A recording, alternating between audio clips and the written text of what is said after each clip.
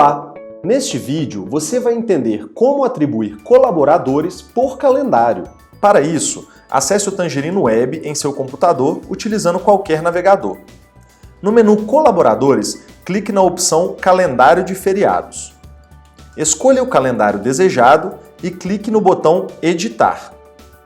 Na aba Colaboradores, clique no botão Selecionar colaboradores.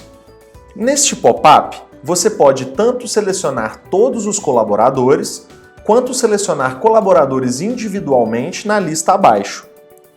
Selecione aqueles que deseja adicionar ao calendário e as alterações serão salvas automaticamente.